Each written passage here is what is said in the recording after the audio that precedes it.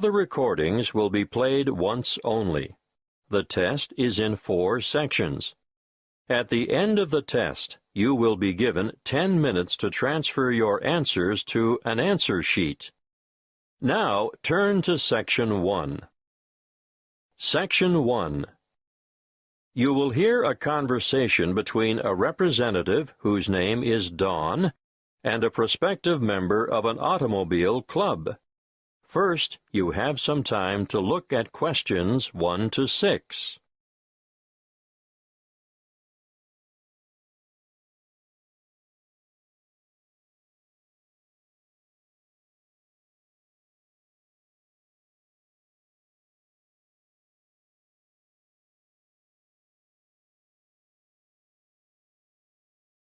You will see that there is an example that has been done for you. On this occasion, only the conversation relating to this will be played first. Good morning. My name is Dawn Buffett. How can I help you? Good morning, Dawn. I'd like to join the club. Wonderful. Now, have you ever been a member before? Yes, I joined after I left college, and I was a member for 7 years before I let my membership lapse when I went abroad. Gavin was a member for 7 years, so 7 has to be written in the space. Now we shall begin. You should answer the questions as you listen, because you will not hear the recording a second time. Listen carefully and answer questions 1 to 6. Good morning. My name is Dawn Buffett. How can I help you? Good morning, Dawn. I'd like to join the club. Wonderful. Now, have you ever been a member before? Yes, I joined after I left college, and I was a member for 7 years before I let my membership lapse when I went abroad. Do you have your old membership card? No, sorry. I threw it out when I moved. Have you got any other form of identification on you? I've got my driver's license, and my passport, and a couple of bank cards. The license will be perfect. Here you are. Thank you. Oh, the photo is not a very good likeness, is it? No, I've shaved off the beard and cut my hair since that was taken. I'm going to have to make a note of some of these details, and I'd like you to correct me if any of them have changed. Obviously, the number here will be the same. AY916310. Look, you've copied it down wrongly. It's AY196310. Thank you. I'm glad you picked that up. Now, family name? Black, and other names? Gavin Raymond? Yes. And you were born on the 22nd of January, 1973. That's correct. Can I just remind you that you'll need to renew your license by the 19th of May, 2012? You wouldn't believe the number of people who get caught out with an expired license.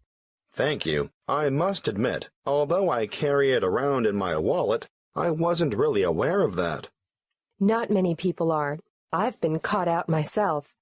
Now, I can see that you're one of those who has opted out of having an address printed on the card, and I can understand that. Personally, I think it's better security not to have it, in case your wallet gets stolen, for example. I agree. Can you give me your current address for our records? Yes, of course. I live at 29 Sunset Street, Meadowbank. Thanks. Actually, my uncle lives in the same street. It's a very nice area, isn't it? Yes, pretty good. Now, you've got 3 classes of license: motor car, motorbike, and heavy vehicle. Do you want to be covered for all 3? Oh, not anymore. I had a motorbike when I was a student, and then, before I went abroad, I worked as a truck driver for a while. But I never want to do that again. These days, you'll only find me behind the wheel of a car. Well, that's all done. Now for one final question. What's that? I need to ask you whether you've ever had any driving or other convictions or endorsements on your license. Well, I've had a few parking tickets. We don't count those. And I haven't had any endorsements, but I do have a dangerous driving conviction from back in 1993. I was young and inexperienced, and going too fast in wet weather, and I slid off the road and hit a power pole. Well, I have to make a note of that, but you're lucky. Because it's over 15 years ago, it won't be held against you. Before you hear the rest of the conversation, you have some time to look at questions 7 to 10.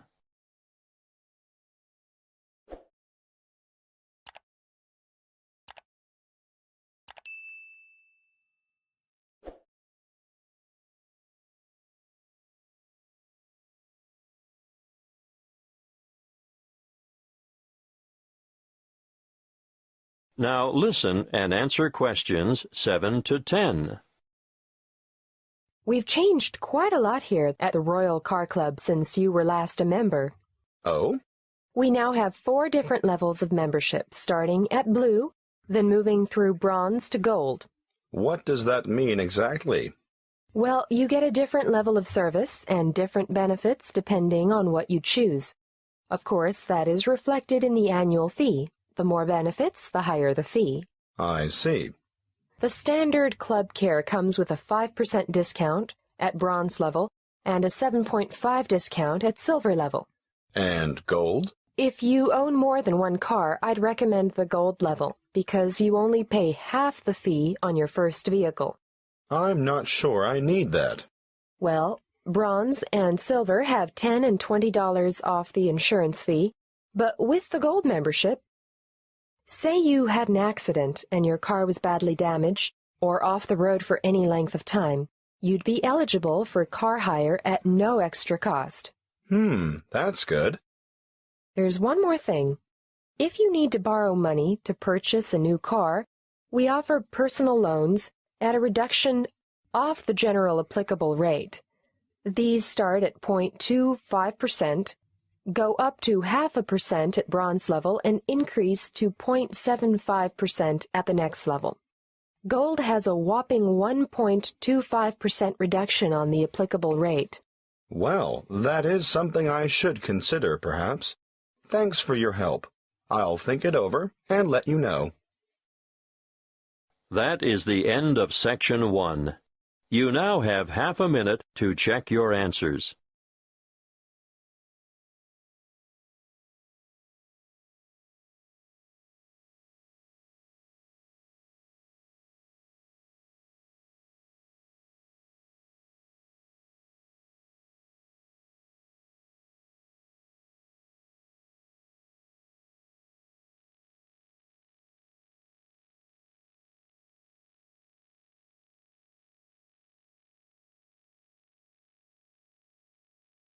Now turn to Section 2. Section 2. You will hear a presenter on a radio show. The presenter is talking to the manager of a local library.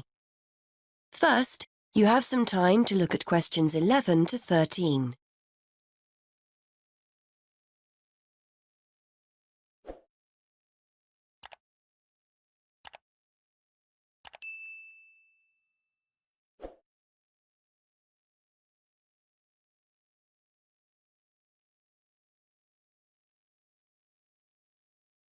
Now listen and answer questions 11 to 13.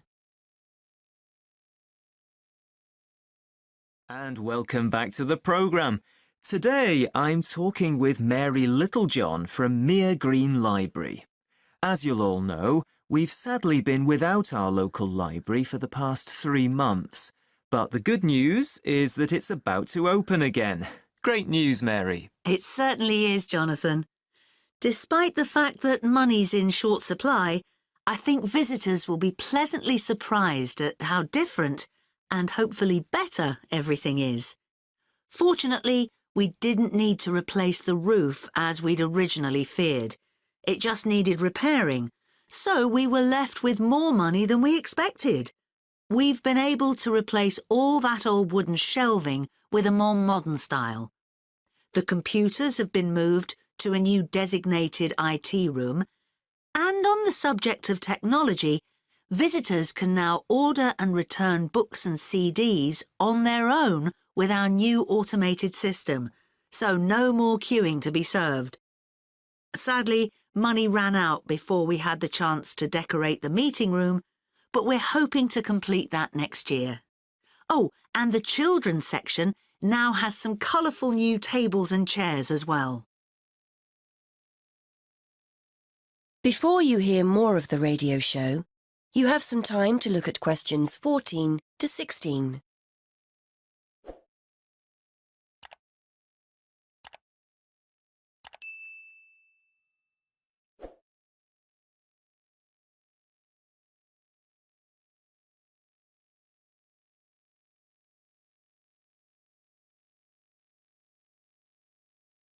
Now listen and answer questions 14 to 16. That all sounds fantastic. So, are you having a big reopening party? Well, the doors open on the 28th of August and we'll be serving tea, coffee and sandwiches at 12:30. Then we get down to business in September. The local History Society will be meeting on the first Monday of each month at 7:30 as usual, and we'll be starting our Wednesday lunchtime book club at 1 o'clock. Both of those events are in the meeting room. The computer club won't be running in September as we still need to complete work in the IT suite, but this will certainly be returning in October. And we're especially looking forward to welcoming a local writer, Sally Wainwright, to a new event on the 22nd of September. This will be the first of a series of events we're calling Ask the Author.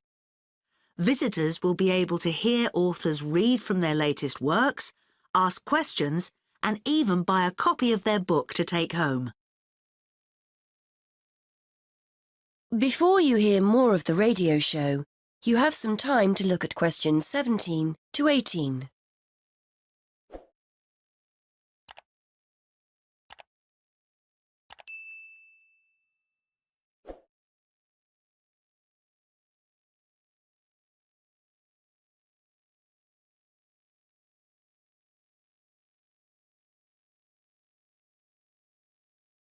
Now listen and answer questions 17 to 18. I might pop along to that one myself. Now, I understand you also have a request. Yes, that's right. We're looking for anyone who has a few spare hours each week who would like to offer their services to the library. Our computer classes have become so popular over the past year that we're thinking about starting a second session and we'll need someone to run it. The current teacher will work with you so you won't be left to sort things out on your own. We can promise the person a warm welcome and a class of very motivated people, many of whom are at quite a high level. We're also trying to do our bit to break down the generation gap, and we've been inviting some of our older citizens in to talk to school groups about the past. The children range in age from 7 to 11. They're always accompanied by their teacher, by the way, but we haven't opened it up to teenagers yet. So if you'd like to help out, please get in touch. Before you hear the rest of the radio show, you have some time to look at questions 19 to 20.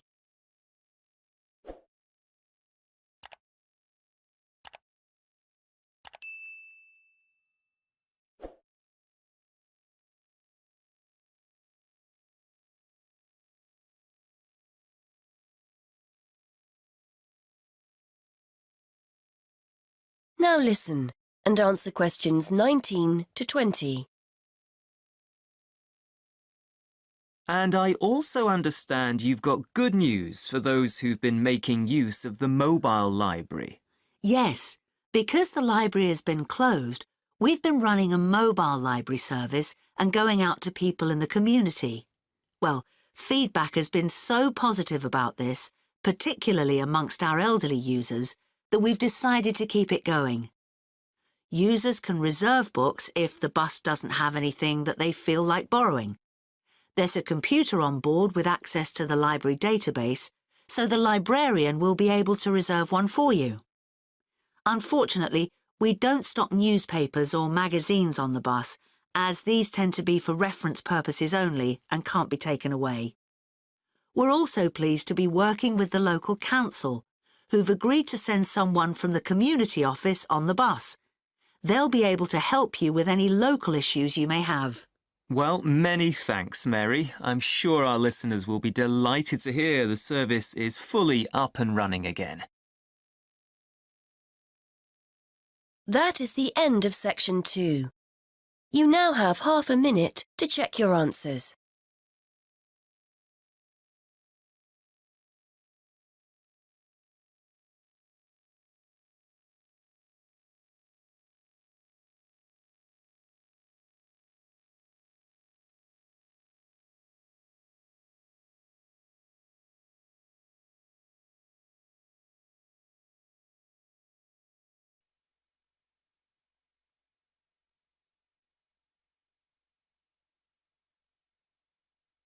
Now turn to Section 3. Section 3. You will hear a seminar with Dr. Martin Merriweather of the Antarctic Centre in Christchurch, New Zealand. First, you have some time to look at questions 21 to 26.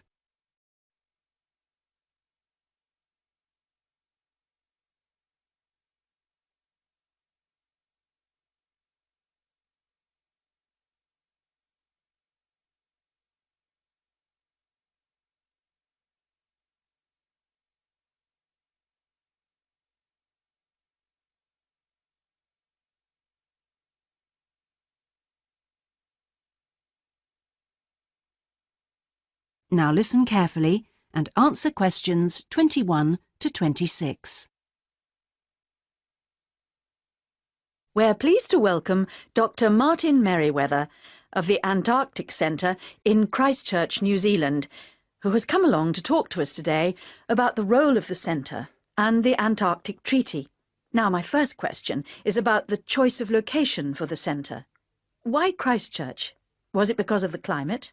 Well, actually, New Zealand is the second... Church. Was it because of the climate? Well, actually, New Zealand is the second closest country to Antarctica, and Christchurch is often used on Antarctic expeditions. Right, so it's because of where we are, coupled with our historical role. So tell us, what is the main purpose of the centre?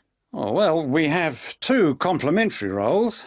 One is as a scientific base for expeditions and research, and the other is as an information centre. Tell us something about the role as a scientific base. Well, we're able to provide information about what scientists should take with them to the South Pole. For example, the centre contains a clothing warehouse where expeditions are supplied with suitable clothing for the extreme conditions. I suppose you need a bit more than your normal winter coat. Yes, exactly. And then there's also the specialist library and mapping services. Right. And which countries are actually located at the centre? Well, the centre houses research programs for New Zealand, for the United States, as well as for Italy. There's even a US post office at the American Air Force Base here. Really? And what does the Visitors Centre offer? Well, since very few people will ever experience the Antarctic firsthand, the Visitors Centre aims to recreate the atmosphere of Antarctica. There's a mock campsite where you can see inside an Antarctic tent and imagine yourself sleeping there. And the centre also acts as a showcase for the unique international cooperation which exists in Antarctica today. What is it actually like at the South Pole? I know you've been there on a number of occasions. Yes, I have, and each time I'm struck by the awesome beauty of the place.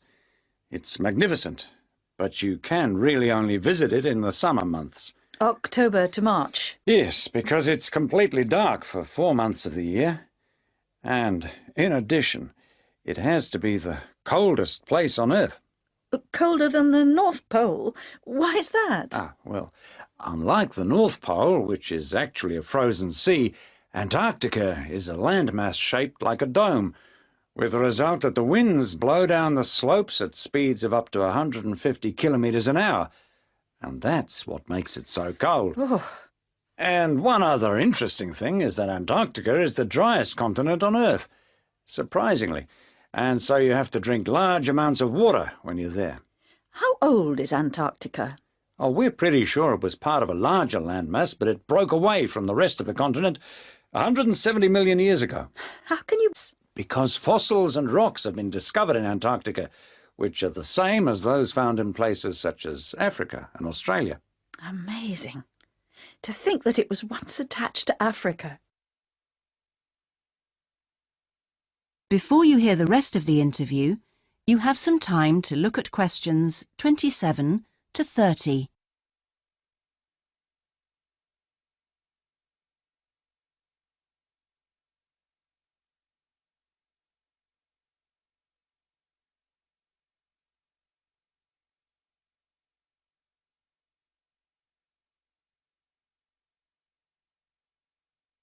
Now listen and answer questions 27 to 30.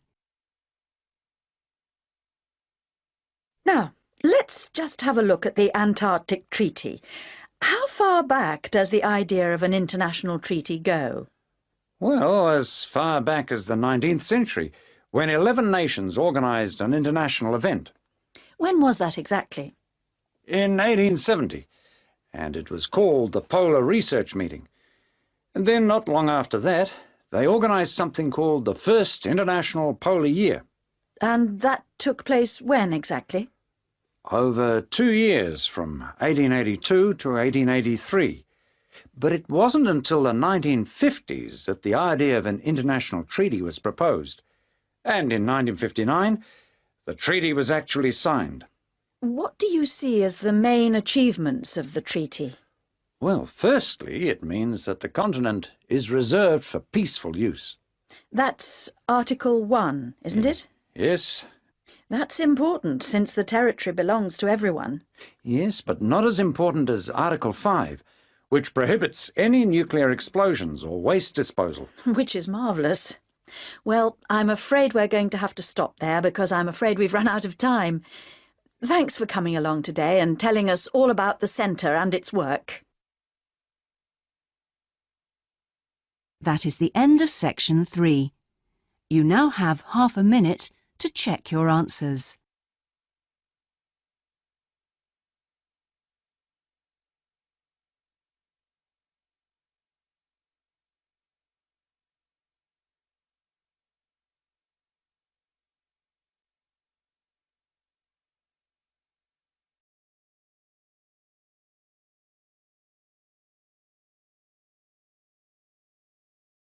Turn to section 4.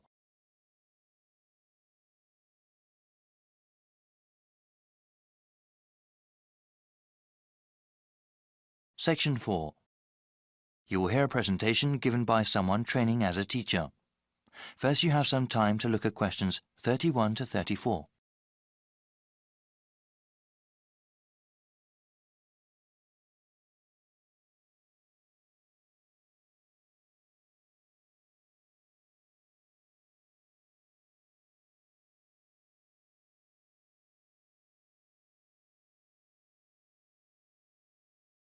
Now listen to the beginning of the presentation and answer questions 31 to 34.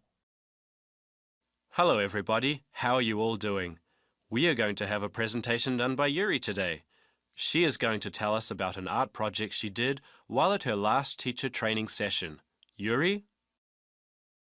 Thank you so much. Yes, I was at Arlington Elementary for the months of November and December. I taught several periods of 5th grade classes during my time there.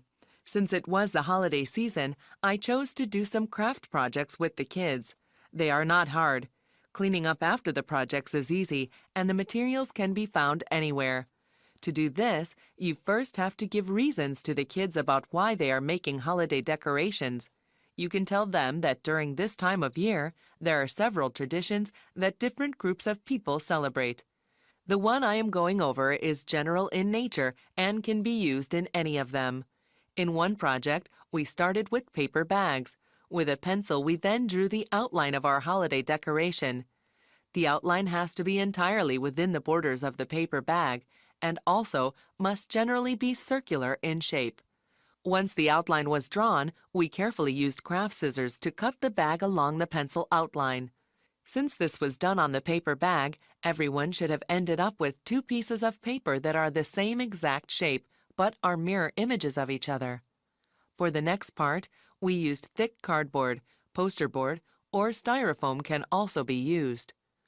We took one of our paper bag shapes and traced the outline onto the cardboard. Using the craft scissors again, we made a piece of cardboard similar in shape to our paper bag cutouts. After that step, we proceeded to the rest of the project. Before you hear the rest of the presentation, you have some time to look at questions 35 to 40.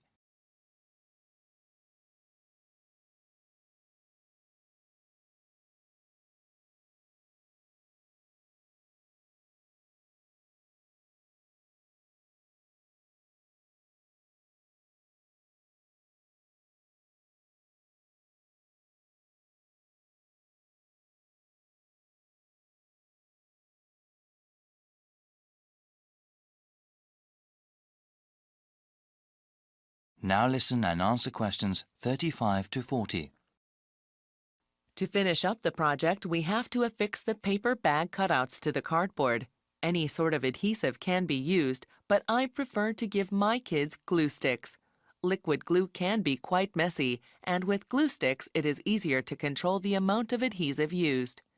After attaching the two cutouts to both sides of the cardboard, we waited a little bit to let the glue dry. In that time, I prepared the various materials necessary for personalizing their decorations. These included color markers, gold and silver glitter, different colors of yarn, felt pieces, ribbon, and buttons. I told my students that their decoration could not use more than 3 different materials. One reason for this was aesthetic. Using too many different kinds of materials would result in a tacky decoration. The other reason was practical. For everyone, there would be enough materials to share. As you can see, I've brought some of the decorations my kids made to show you what the final results are. Martin chose to use only the markers, and only 2 colors at that, but created really nice geometric stripes on his holiday decoration. Lydia used 3 different types of material, the ribbon, buttons, and pieces of the black felt, to create decoration that looked very much like an animal. The last one I want to show you is really great and surprised me with its creativity, using just different lengths of colored yarn. Judy made a very convincing holiday landscape on her decoration. You can easily make out the hills and trees of what looks like a rural area. Well, I hope this presentation was useful. Thank you for your time. Wow, that was great, Yuri. I think the other teachers will definitely learn something from this. That is the end of section 4. You now have half a minute to check your answers.